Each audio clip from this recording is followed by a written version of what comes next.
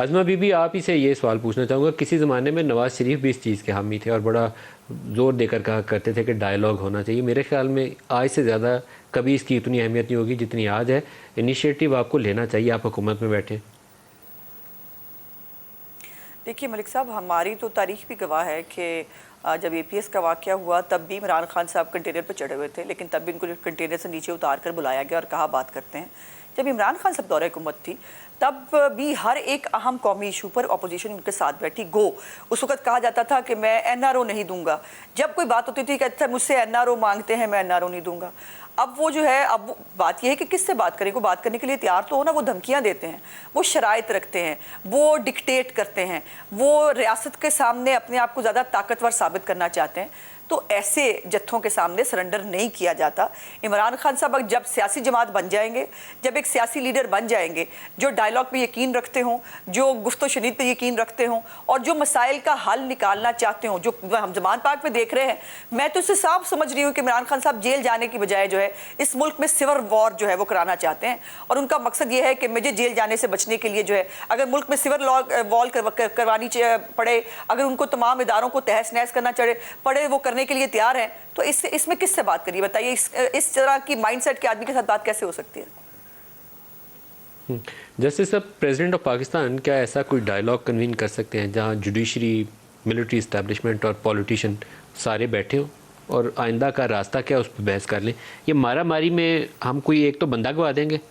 محترمہ کی ہمیں دسمبر 2007 والا واقعہ نہیں بھولنا چاہیے. عمران کو بھی سیکورٹی تھریٹ ہے، کئی اور سیاسی لیڈرز کو بھی ہیں. ہمیں راستہ چاہیے نا، تو اس کے لیے لیڈرز بیٹھیں اور راستہ بنائیں کہ سڑکوں پہ بیٹھ کے بندوقیں تان کے ایک دوسرے کے اوپر باتیں کریں گے. ندیم بھائی، میں تو یہ سمجھتا ہوں کہ یہ صدر کا ڈومین نہیں ہے. ہاں، اور صدر صاحب کو بھی اپنے آئین کا جو اختیارات ہے، آئینی اختیارات، اس کا پاس اور لحاظ کرنا چاہیے.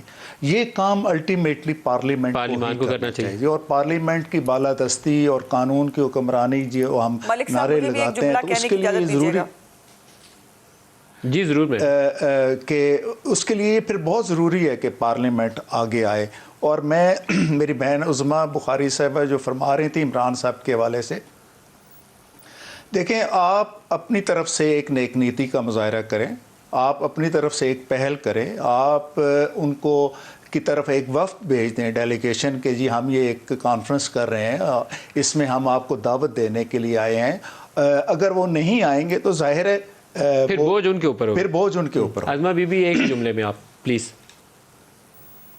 جی میں یہ کہنا چاہتی ہوں کہ جب پشاور والا ابھی جو دھماکہ ہوا تھا اس کے اندر ہم نے اے پی سی کی بات کی تو آپ نے اس وقت رویہ دیکھ لیا تھا. ہمیں ایسے دعوت نہیں ملی، ہمیں ویسے دعوت نہیں ملی.